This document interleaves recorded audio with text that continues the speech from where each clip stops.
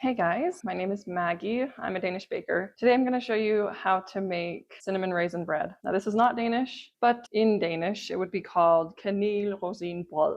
This is my very own recipe. I've been working on it for a couple months and I think I've finally gotten it to where I would like it. So let's jump right in. Wash your hands, roll up your sleeves, and let's get baking. Okay, so as is with most of my recipes, I'm making a larger portion than what the recipe says. But the recipe that you'll see on my website is for just a single loaf, and you can just find the link below. It's in Danish, English, and in metric and US customary. So we just started with some water, and you'll see that there's a little bit of residue. I just made some other dough, so my bowl is a little bit dirty, but that is perfectly okay. Then we do some yeast, and then we will do some eggs. Next is sugar, and then flour. Next is some salt, and then cinnamon. Then we will add some raisins and some butter. Okay, so there's all the ingredients. Now we're gonna go mix this for about 5 or 6 minutes on slow and then 5 or 6 minutes on medium. And then we will check the texture and the temperature of the dough to determine when it's finished mixing.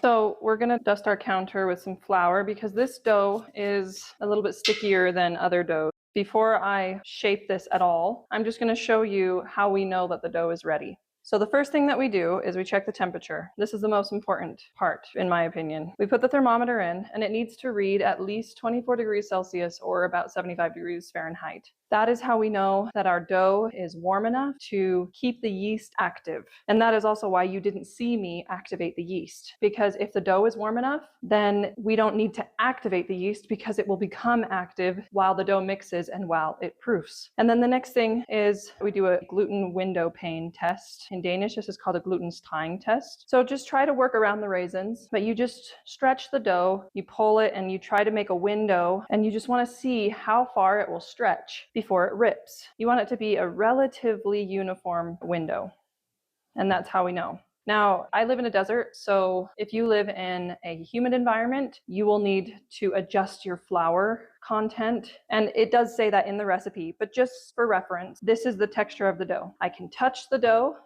and it wants to stick to my hand, but it doesn't. So it grabs my hand, but it doesn't leave any marks. But on the parts of the table that don't have any flour, it sticks and pulls away with a little bit of residue. That is the correct texture of this dough. It's a little bit stickier than maybe some others that I have on my website. So the next thing we're gonna do is we're gonna portion this out. If you're only making 1 loaf, you don't have to portion it out. You can just go straight to shaping. But because I am making 6 loaves, I need to portion it out. And I always use a scale because that's how I was trained in baking. I was trained in the metric system in Denmark, so I always use a scale. But if you don't have a scale, you can just do your best to eyeball it. I'm going to dust my countertop with some flour in the place that I'm going to have my loaf resting. So we want it to be about a log about like this. How you shape that is up to you, but I'll just show you how I do it. So I'm going to push it down, fold the sides in,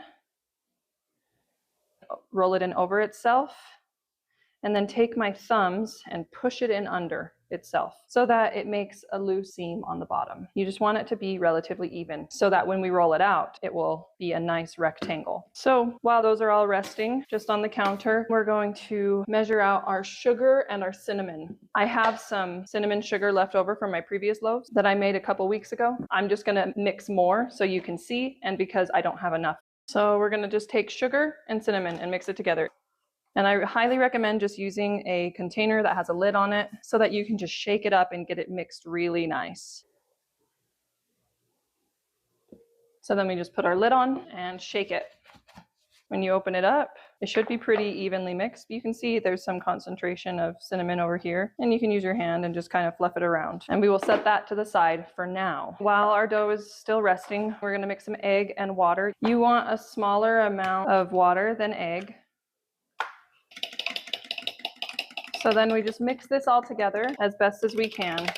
And then we go and get a brush of any kind. It can be a paintbrush, it can be an actual basting brush. We just need something to brush this onto the dough so that it will evenly coat it.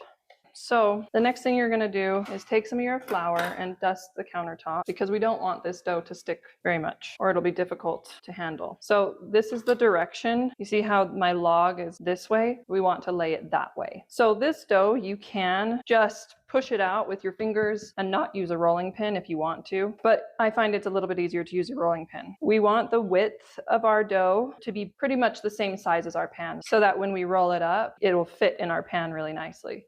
So focus on the length first, and how long you roll it is up to you. It depends on how big of a spiral you want.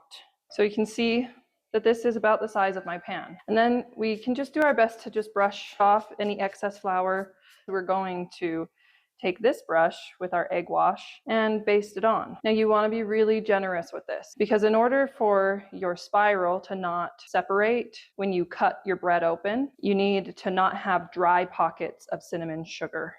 And then I'm going to come here really quick and push this down. And then I'm going to take my cinnamon sugar and just be really generous with it and drizzle that on all over the entire surface of the dough. Now notice that I'm not putting it down here. That's because I want it to seal on that part. Then we're going to let it sit for a couple minutes so that the cinnamon sugar can soak up the egg wash liquid.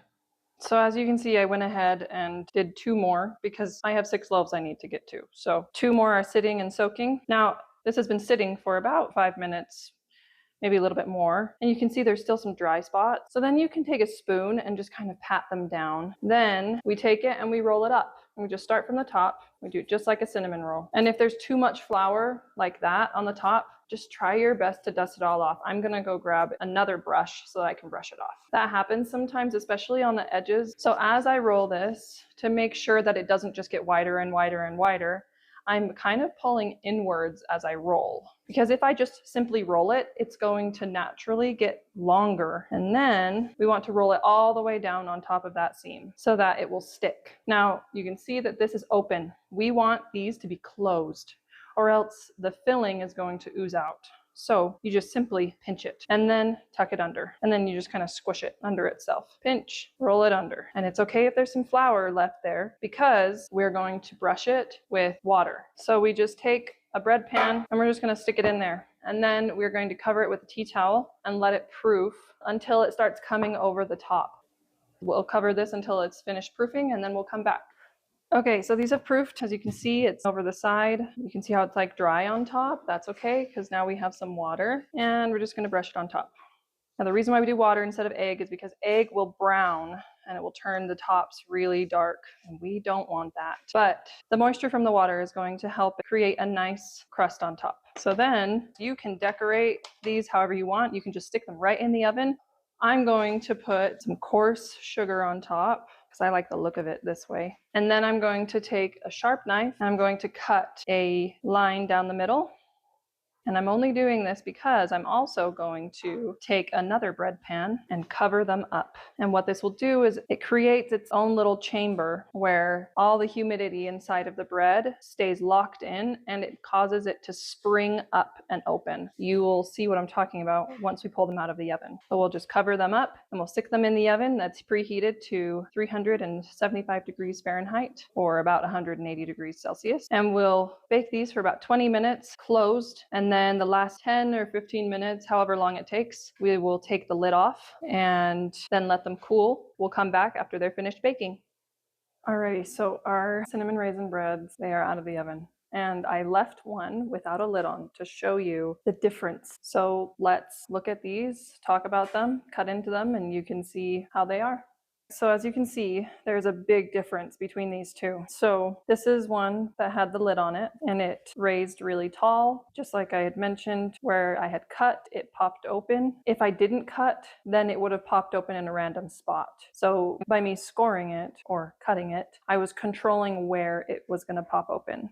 There's quite a bit of a different height in these two. So this one I left open And it did actually pop open on the side a little bit, which normally it doesn't, but that's okay. So that is just to show you the difference between enclosing it with another bread pan versus not enclosing it. So let's cut into these and see what it looks like inside. We've got that nice, beautiful spiral. That is what we want. If we cut into this one as well, let's see if there is any difference. That one also has a really nice spiral, but as you can see, it's a little bit more uniformed. So this one has a much more even spiral than this one, but that makes sense because look at how lopsided this one is. It didn't bake uniformly like this one did. So quite a big difference, but still very tasty, both of them. Very moist inside. It's a nice loaf, has a nice texture inside. There's our cinnamon raisin bread. So that is all for this video. If you have any comments, concerns, questions, you can comment below, or you can follow the link below and go to the recipe website where you will also find my email. You can feel free to send me pictures, ask questions, whatever you want to do. I'm here to support. I hope you guys enjoyed this video, and I'll see you guys in the next one. Happy baking!